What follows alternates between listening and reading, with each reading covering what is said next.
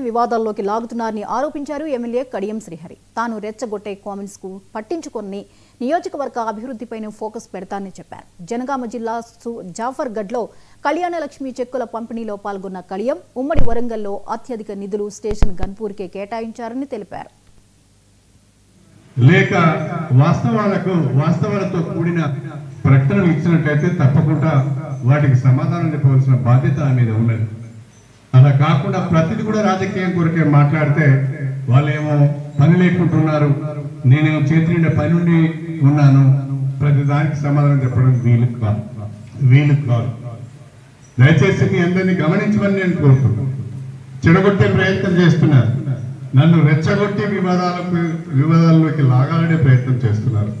కానీ నేను ఇప్పుడు రెచ్చిపోయే పరిస్థితుల్లో లేను, ఆ వివాదాల్లో కూడా వెళ్ళే పరిస్థితులు లేను. నా ఆలోచన అంతా కూడా ఈ నియోజకవర్గాన్ని ఎలా బాగు చేసుకోవాలి, ఈ నియోజకవర్గానికి ఏం అవసరం ఉన్నది, ఈ మండలానికి ఏం అవసరం ఉన్నది, ఈ గ్రామంలో ఏం అవసరం ఉన్నదో ఆలోచించి పనిచేయవలసిన అవసరం వస్తున్నది. కాకపోతే రాష్ట్ర ప్రభుత్వం కొంత వనరులు లేకపోవడం వల్ల ఇబ్బంది పడుతున్నది. ఆశించిన రీతిలో ఆదాయం లేదు. అందుకని ప్రతి పనిని కూడా వెంటనే చేసే పరిస్థితి లేకుండా పోతున్నది అని చెప్పి సందర్భంగా గుర్తు చేస్తున్నాను. అయినా కానీ లేక వాస్తవాలకు